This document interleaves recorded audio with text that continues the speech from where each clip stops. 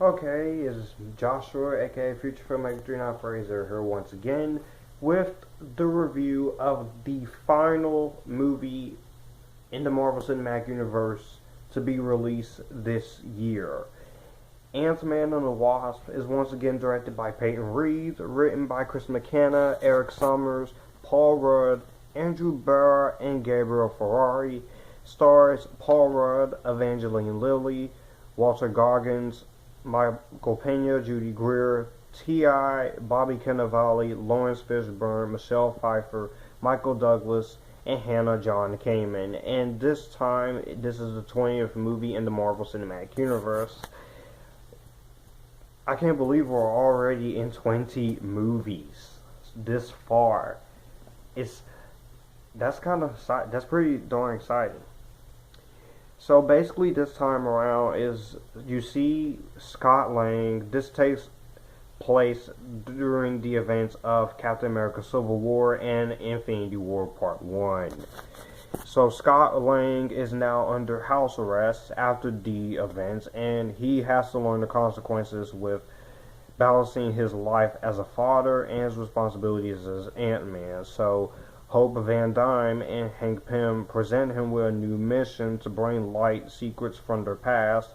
Lane teams up with Van Dyne as the new Wasp so they can save her mom from the quantum realm.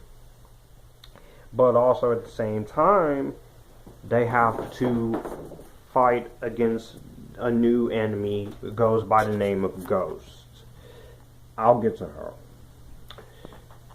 Ant-Man and the Wasp was another one of my most anticipated of the year. I have to say, it lived up to my expectations. Really had fun with Ant-Man and the Wasp.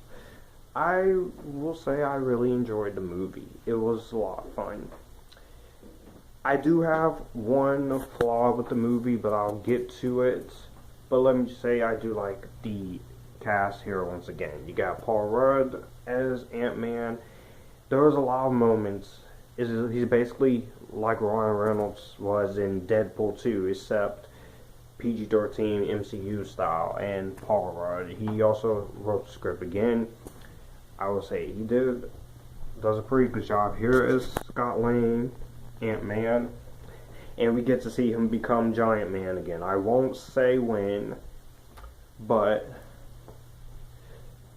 I'll just say his performance was great. I liked the chemistry they had with Evangeline Lilly, and Evangeline Lilly is great as the Wasp, and her costume was pretty cool. She was pretty badass in the movie. We got all the rest of the cast in here. Michael Peña did a great job here. Michael Douglas did a great job. Michelle Pfeiffer, always great to see in movies. Laurence Fishburne is always great to see, and this actor is in both DCU and the MCU. So that was pretty awesome to see there. That was exciting. And I like the relationship with Scott Lang and his daughter. It was very sweet, very heartfelt. The action is still really awesome. You can tell that the action is still really well shot. Peyton Reed gets some awesome shots and great cinematography. The music in here is pretty awesome. I will say that I love the song choices and I like the soundtrack. It reminds you of John Williams' 1978 Superman score, and it sounds very similar. It's not the actual Superman theme playing in the background.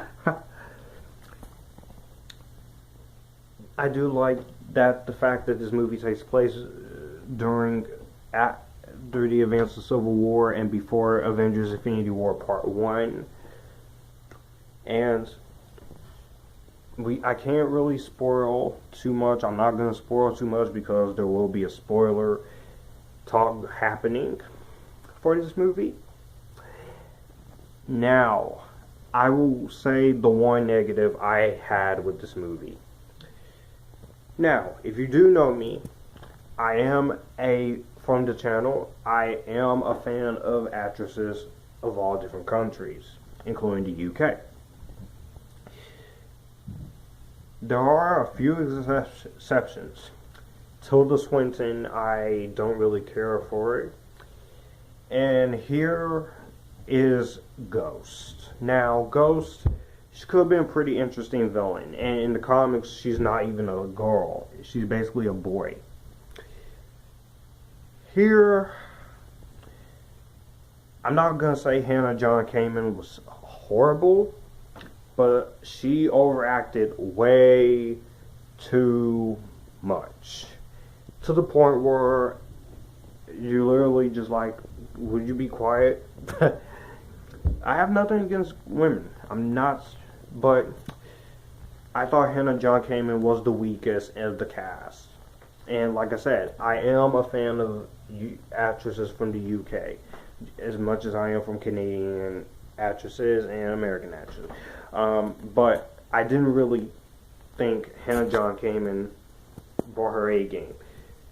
I don't know. It's not the script. It's not. I don't know if it was. I don't know. Yeah, you get what I'm trying to say. Ghost thought she was a pretty weak villain. I will say the costume of Ghost is cool, and the effects team put all their awesomeness into making that character look pretty cool. Unfortunately, I felt like the performance was lackluster.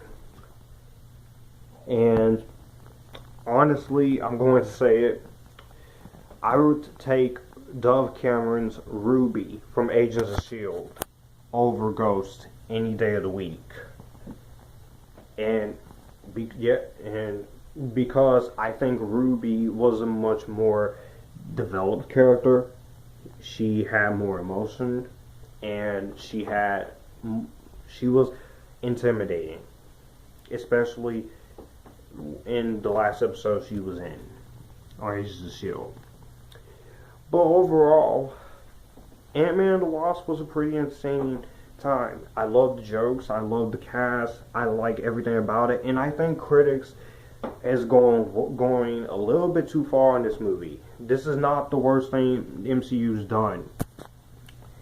And 10 years, Marvel, you have not had a bad movie. Thor Ragnarok, I don't love that movie as much as everyone does. I will say Ragnarok is a pretty entertaining film. And this is coming from an MCU guy. This is coming from someone who likes both the DC Cinematic Universe and the Marvel Cinematic Universe. So, don't come in the comments saying you hate Ragnarok because you love DC. No, I don't. And I can't wait to see the Wasp and Ant-Man again in Avengers Infinity War Part 2. Because I'm not calling Avengers 4 by the leaked title. Because I am not a fan of Avengers Endgame. It's not a pretty good title to me. I prefer Infinity War Part 2. And I'm going to refer to that in my review of that movie. And I'm going to keep calling it that. I will give Ant-Man and the Wasp an Epictastic. Here are a few Stardust reactions. So I finally saw Ant-Man and the Wasp earlier this morning, and I have to say, I really loved Ant-Man and the Wasp. Paul Rudd was great as Ant-Man once again. I loved Evangeline Lilly as the Wasp. She was awesome. I really enjoyed the comedy and the drama, and I really like the action here. The only problem I have is that I don't like the villain Ghost. So, Ant-Man and the Wasp. I saw the trailer when it dropped, and it looked okay. I mean, it didn't look anything groundbreaking, it didn't look anything special, it just looked okay. Doesn't look good, doesn't look bad, just straight up okay. Some of the humor, it feels like it's being a little bit more jokey, and, I'm kind of not liking the direction. I just wish the tone of the humor would be down a bit. Ant-Man and the Wasp was a lot of fun. It was so much fun. Way better than Solo, I can say that. Yeah, not as good as Black Panther or Infinity War. But better than the first Ant-Man. I think so too. Yeah, and the action and comedy, it works really well. There's a lot of random stand-up dialogue, which is really distracting. From Michael Peña. But overall, though, it was really good and really funny. Exactly what we needed after seeing Infinity War. And be sure to stay for the end credits, because it will remind you of it.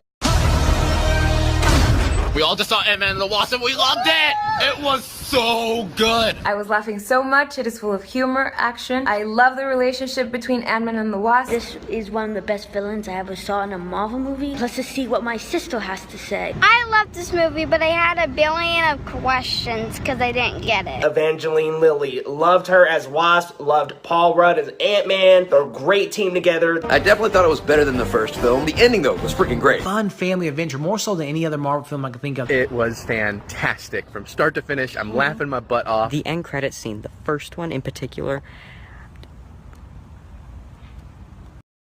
So, that was my review of Ant-Man and the Wasp. Let me know what you guys think about this awesomeness down below. Did you like it? Did you not like it? How would you rank this in Phase 3 of the Marvel Cinematic Universe and in the Marvel Cinematic Universe in general? Let me know. We'll talk about it. And this is Future Filmmaker 3940, aka Joshua, and you guys keep it cool as always. I'll catch you guys in more. Bye. And again, happy 10 years, Marvel. You have done it.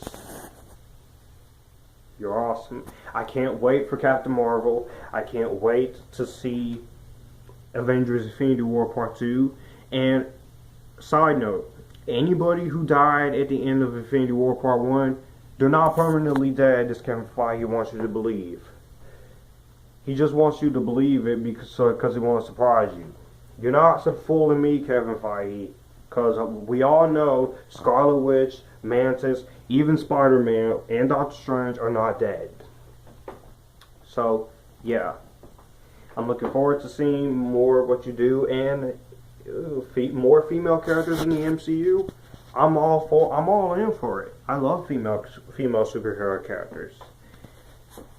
That'd be awesome.